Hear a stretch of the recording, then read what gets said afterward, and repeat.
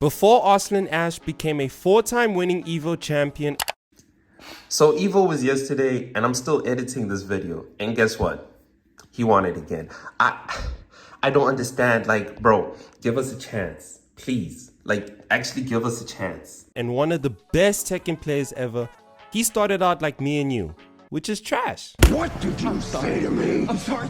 Now please put the gun down and just hear me out. Now you can probably pick up something and be talented at it, but talent can only get you so far.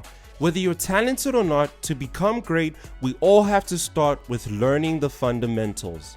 Now I've gone and researched and wrote down what the basics are and how to apply them in your game. And in this video, I will teach you important things like how to sidestep, how to block them lows and punish them, and how to get better at breaking throws and more. On top of all that, I will be sharing all my valuable notes for free in the description, which includes practice drills that you can apply to improve your fundamentals and even further pro advice on all the fundamentals. Now the only thing I ask of you is that if you know any sort of tips or advice, and I mean anything helpful, comment it down below in the comment section and let's all help each other grow into strong players together. And if you find anything helpful while watching, hit the subscribe button and leave a like too. Now let's get into the Tekken fundamentals. Running away and being annoying. You ever boot up Tekken and hop on ranked and then you match with Arena and it just feels like this? Well, one way to help stop a mashing raging Reina is to simply backdash. While your opponent is mashing strings for their life, there's actually gaps in their pressure because it's not someone's turn forever in Tekken. But the issue is you and I don't really know when it's our turn because we don't know the matchup yet. So trying to backdash can give us a little bit of space, and when the Reina is just hitting nothing but air, that's our moment to whiff punish. Now your character should have a whiff punishing button that you should have on standby when you spaced yourself from your opponent. This can be pokes, quick counter hitting buttons, or even a 13 frame down forward 1 mid. To further go into the rabbit hole of spacing, if you know your opponent wants to be extremely aggressive and just get up in your grill, then just let them come to you and press a button when they're about to attack you. This playstyle is called keep out. This will help us stop mashers, and they will either just keep running into you and die, or they will become scared to approach you, and that's when we enforce our pressure because they don't know what to do anymore. Something that can help you create space incredibly quickly is the Korean backdash, famously called KBD. I highly recommend watching FeedEx's video on how to KBD and take your time learning this movement tech. Now the KBD can cover a lot of space between you and your opponent very quickly, but as a beginner, I don't recommend KBDing while you're in your opponent's pressure, because while you KBD, you don't block for a duration of time and you can get clipped and die. Now the last thing is, if you're playing keep out, your opponent is going to eventually not try to approach. This is when you run in minusly and they end up keeping you out.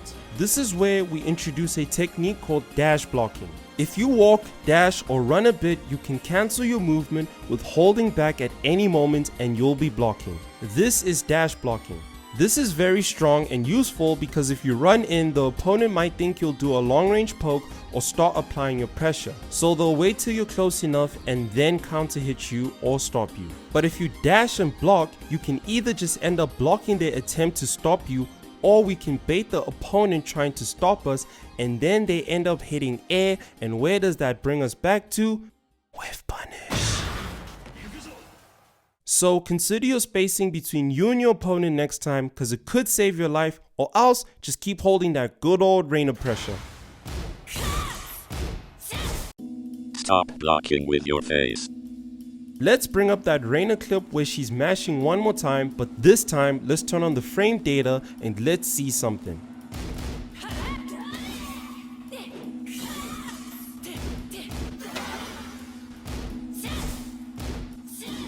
Wait, I can punish her multiple times. Well, let's come up with a simple block punishment game plan. Now if you don't understand frame data fully, I advise you to check out this 4-minute video by Loops, who explains frame data extremely well and quick. Now the fastest move in Tekken, with the exception of other characters like King and Yoshi, is 10 frames. Now if Reina throws out a move that's minus 12 while you're blocking, that means you can punish her with 10 frames, 11 frames, and even 12 frames, but no higher than how minus the frame meter says. But now, when you're in game, you don't really know what's punishable, but a good rule of thumb for me and you for now is that we just consistently use our 10 frame punish. If we block something, we should try to use the first button of our 10 frame punish. Now if Reina is able to block our 10 frame punish, that either means we were too slow to punish or she threw out a safe move, meaning the move she threw out is below minus 10. Now stay with me, I know there's a lot of numbers right now, but I'm going to help you improve at punishing to the point it becomes instant with a simple practice drill. So for this drill, I want you to pick your main character and then pick Feng. Now press the start button and select practice settings. Then select training mode and pick defense. From there, go to the first CPU opponent action and select record. At the bottom left of your screen, you will see a bunch of options, and whatever your option is to make your character block, turn that on. On PlayStation, this is done by pressing the touchpad and square at the same time. Now you're going to record Feng doing a one jab and then back one, and immediately hold back for about 1 second on the timer and then finish the recording and select yes. Now select CPU opponent action 2 and record Feng doing a one jab and then 1+2, and immediately hold back again for about 1 second on the timer and finish the recording with yes.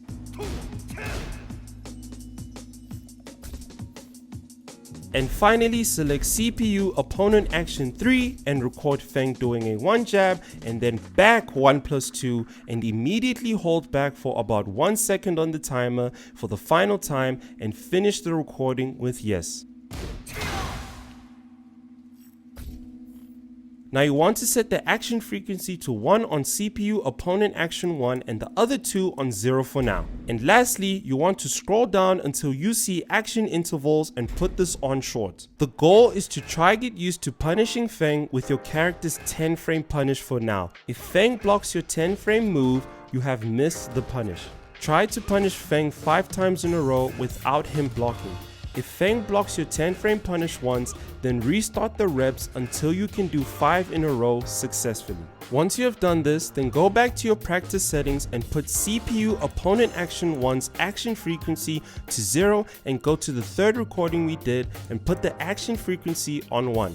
For this drill, when Feng shoulders you, we want to launch him up because he is minus 19, which is insane. Now if your main character has a difficult launcher like Kazuya or Brian, then I recommend looking for your character's 15 frame punish or a heat engager move to capitalize off Feng being so minus. Once you're able to do this 5 times in a row without Feng blocking once, we move on to the final part of the drill. Go to practice settings once more and set all the action frequencies to 1. Now in this drill, when Feng does back 1 and 1+2, we are just going to punish him with our 10 frame punish. But when Feng does back 1+2, we will do our launcher or our main character's 15 frame punish. So you have to stay awake and not only just 10 frame punish. If Feng blocks or you punish with the wrong punish, reset the reps until you get 5 in a row. This drill will help you get used to retaliating better in game and turn your defense into offense, and eventually your opponent will become scared to mash buttons, and then you can run your pressure. Fixing your old man reactions. You know when you're just playing some solid defense and then looking for your opportunity to strike back, and all of a sudden these super slow lows are everywhere and they are called seeable lows. To stop them, you have to react to them, and the problem is I have old man reactions, but if you're like me, I have a way of fixing that. Now the other lows are called unseeable lows. These lows are insanely quick, but to balance them out, they tend to do no damage at all. And for proof, here's how long it would take Brian to kill me only with his unseeable lows while I'm at full health. It takes about 18 of them bad boys to kill me. The purpose of unseeable lows is to either finish you off when you're almost dead or to condition you to want to block low and eat a fat mid that will blow you up. Oh no. Oh no no no. Now I'm dead. The reason why they are called unseeable and seeable lows is because seeable lows are like 23 frame startup and above, and I mean look at how slow Brian's one is at a whooping 29 frame startup. Seeable lows have huge reward but huge risk, because if Brian's seeable low is blocked, he dies. Now, unseeable lows are 15 frame startup to like 19 frame startups, and that's ridiculously fast. However, they have low reward but low risk. Honestly, the secret is to just take the unseeable low and brush it off. But if the opponent is becoming predictable with when they use their unseeable low, try to block it and get your punish if you can to stop them from chipping away at your health. And when you're close to dying, expect the unseeable low. Now there is another low called the unblockable low. I only know about Yoshimitsu having this, and my knowledge is not that great on it, but it's a low that cannot be blocked and it seems to have not the best range on it. And don't take my word on it, I think if you're laying down on the ground, the low cannot hit you, but if I'm wrong, please correct me in the comments. Now before we get into the practice drill on how to become a low blocking guard, we gotta talk about while standing attacks. When you're crouching and you let go of crouch, your character will stand up. While your character is standing up, they gain access to different moves called while standing attacks. Think of this as a stance for your character. Now most characters will have a while standing 4 that is their fastest while standing attack.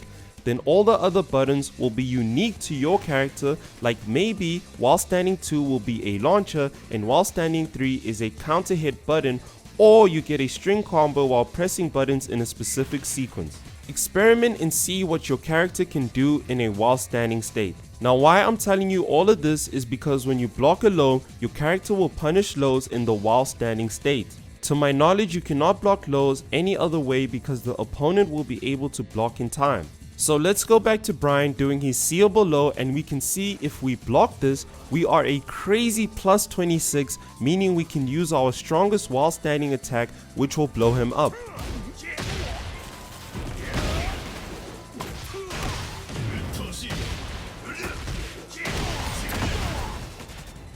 On the other hand, if we block Brian's unseeable low, we are only plus 11, meaning we have to use our character's fastest while standing attack, which is while standing 4, and this is the reward we get. Now yes, you do become plus 8 and you continue your turn, but the risk reward isn't that great. That's where low pairing comes into play, but that's another fundamental for another day. Anyways, for us beginners, I suggest just taking the unseeable low when you're not in a life-threatening situation. Now since we understand how to punish lows, let's move on to the drills that can help us get better at reacting to them and punishing them. Now press the start button and select practice settings, then select training mode and pick defense. From there, go to the first CPU opponent action and select record. At the bottom left of your screen, you will see a bunch of options, and whatever your option is to make your character block, turn that on. On PlayStation, this is done by pressing the touchpad and square at the same time. Now you're going to record Brian doing down back 4 and immediately stop the recording and press yes to finish the recording. Now select CPU opponent action 2 and record Brian doing down forward 3 and then immediately stop the recording and finish the recording with yes. Okay, now we're gonna move on to CPU opponent action 3 and record Brian doing quarter circle back 3 and immediately stop the recording and finish the recording with yes. All the action frequencies should be on 1 and set your action interval to short. The last thing is we are going to open up our start menu and we are going to go down to display settings. Then scroll down till you see player frame info and turn on show details. And do the same for opponent frame info. Okay, now everything is set. For the recording to start, press touchpad and circle on the PlayStation. Look at the bottom left corner of your screen to see what your play recording button is. In this training drill, remain crouched by holding down and back to block all the incoming lows. When Brian does his unsealable down back 4 low, just hold back and do not react to it. However, when you see Brian do his sealable slow low, do your character's hardest hitting while standing move, and if you feel like doing a combo, go for it. Finally, when you see Brian doing the quarter circle back 3 hatchet kick, I want you to do your character's 12 or 13 frame while standing punish. The goal of this drill is to help you get used to the while standing punishment because the timing can be tricky at first, and also it helps with reacting accordingly and to identify which lows you should and should not be punishing. Do this drill for about 3 to 5 minutes. Now the second drill will really test your reactions. Pick your main character and then pick Brian again. Press your start button and select practice settings, then select training mode and pick defense. From there, go to the first CPU opponent action and select record. At the bottom left of your screen, you will see a bunch of options, and whatever your option is to make your character block, turn that on. On PlayStation, this is done by pressing the touchpad and square at the same time. Now you're going to record Brian doing a 1 jab and then down back 3, and immediately stop the recording and press yes to finish the recording. Now select CPU opponent action 2 and record Brian doing a 1 jab and then down forward 3, and immediately stop the recording and finish the recording with yes. Now select CPU opponent action 3 and record Brian doing a 1 jab and then up forward 4, and immediately stop recording and finish the recording with yes. And the last one, select CPU opponent action 4 and record Brian doing a 1 jab and then forward 4-1, and immediately stop the recording and finish the recording with yes. We are going to turn the action frequencies to 0 besides the last recording we did and set your action intervals to short. Make sure your frame data is on for both characters. Now the reason why forward 4-1 is in here is because there are moves in Tekken that you will block and will force you into a crouch state, and some of them you can while standing punish them and some you can't. When Brian does this to us, we are going to punish him with our fastest while standing attack, which is while standing 4 for Kazuya. For this drill, you will remain standing. When Brian does his unsealable low, just take it. You can block it if you feel like it, but if he hits you with it, don't worry, you're training your brain to just take the unsealable low. When Brian does his up forward 4, you just stand block it. That move is there to stop you from auto crouch blocking, because if you crouch, Brian will blow you up. The only time we are going to crouch block is when Brian does his sealable slow low, and we will punish with our biggest while standing attack, and if you want, you can combo off this.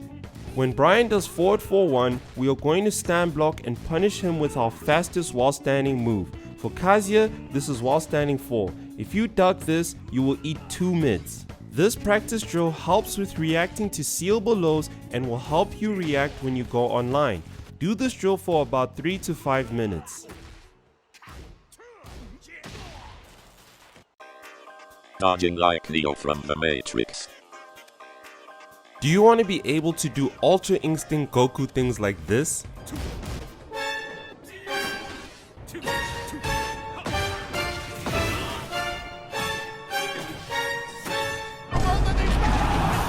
What?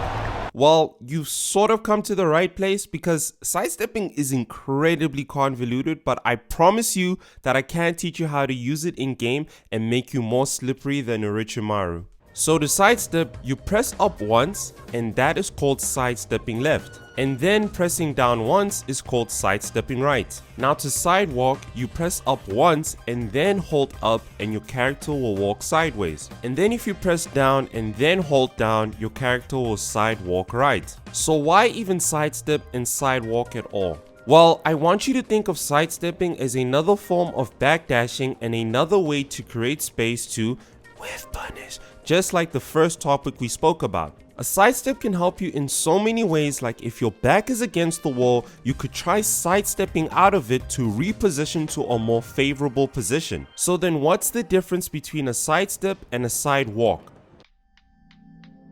Well, when you sidestep, you evade the opponent's buttons or moves for an extremely short window, and I mean you will get clipped if you mistime the sidestep a bit.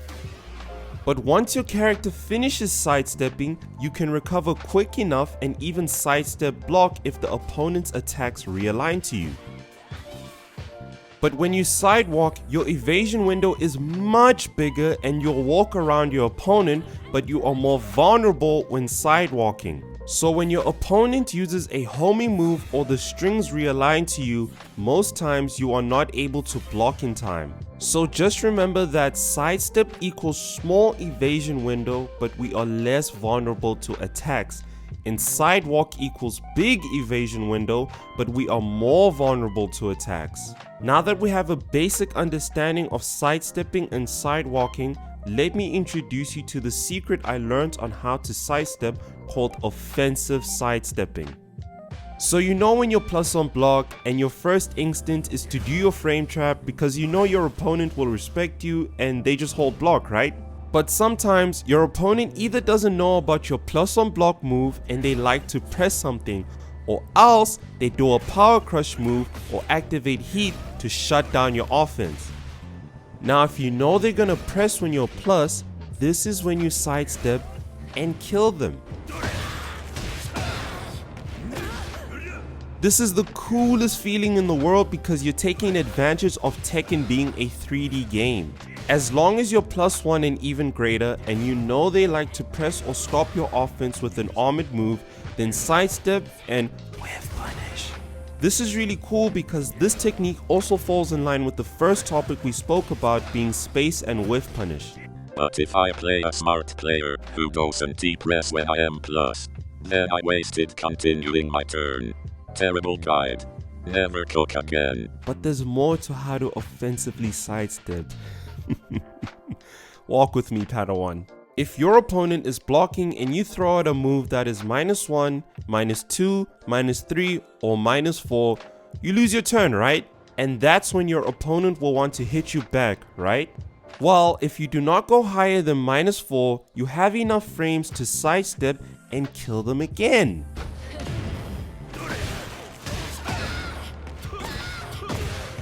Now this can be countered if the opponent uses a homing move and a partially tracking attack, so it can be countered, but for now, this will help you get used to and better at using the 3D space of Tekken.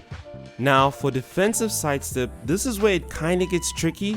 The only tip that I can give you is that if you've created space between you and your opponent where you both can't hit each other, your opponent is likely going to use a while running attack. Well, that's simple. I will just play keep out. You have the right idea, but sometimes the while running move will come out first and bonk your head like Dragunov's one. And on top of that, some characters really don't have strong keep out. So if you know that Dragunov is going to run at you and do a while running attack, you can sidestep, then try whiff punish him with a heat engager or a long range poke. If you try use a hop kick or a short range launcher, it will miss because while running moves tend to send the opponent flying across the screen and you can't reach them properly. So it's better to use a poke or a heat engager that is long range. A sidestep or a sidewalk is also fairly good up close if you know a Dragunov likes to pressure and then do a while running move in his flowchart. Now the thing that sucks is that you can't just universally decide to sidestep one side and you'll be all good. No, you need to learn which moves are weak to which side. And be aware, I didn't say character, you need to know which moves are weak to which side. So don't fully just think Jin's weak to the right side only, there are some moves that will cook you for sidestepping right on Jin. So use the sidestep charts as a foundation and then lab for yourself in the future on which direction to sidestep for moves. Goddamn throws. You know when you're playing some good Tekken with your opponent and then they grab and switch you to the other side. This is when your opponent exposes you because you know you can't play on the other side. Or you know when you're duking it out with your opponent and then they grab you and you don't break it, and then you don't break it again, and then you don't break it again, and then you don't break it again, and then you don't break it again, and then you don't.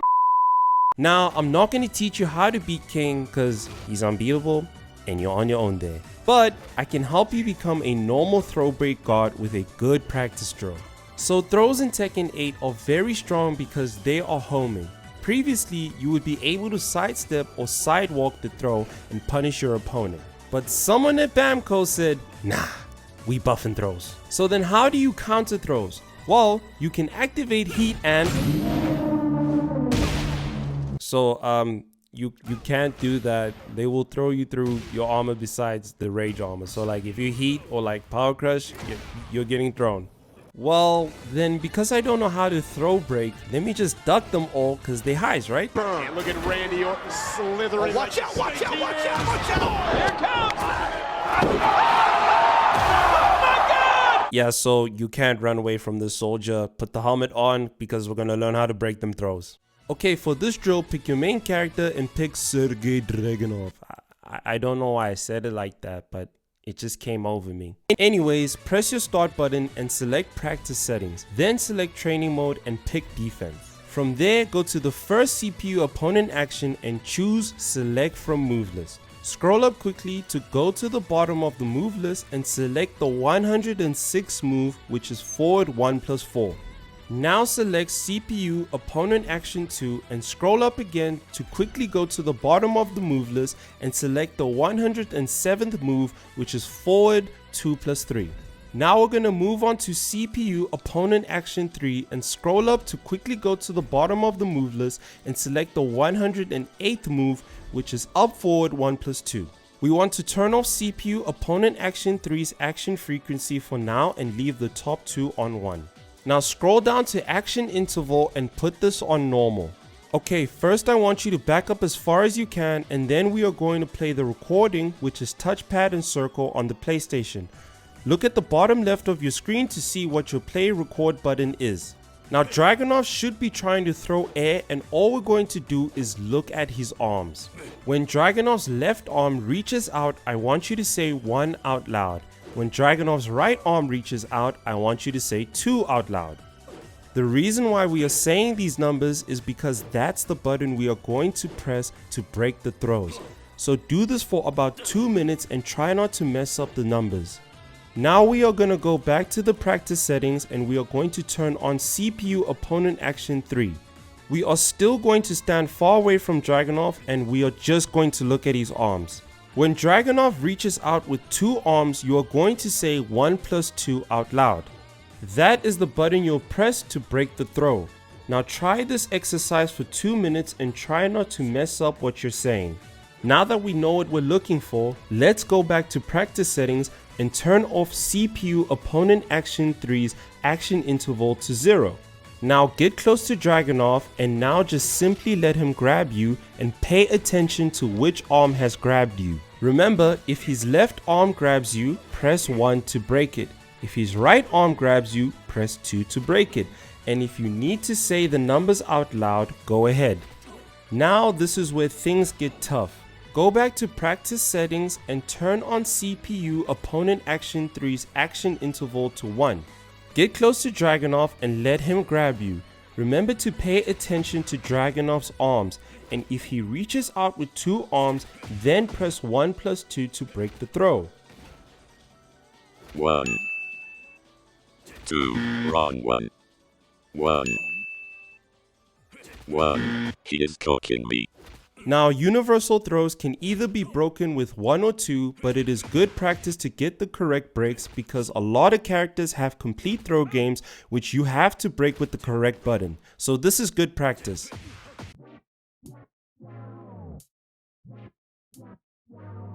I really hope I was able to help you in some way today with this video, and I didn't include all the fundamentals like how to not waste your heat, when to low parry, counter hitting, okizeme, and so much more. But don't forget, I have written out all the fundamentals for you on my notes that anyone can view and share in the description.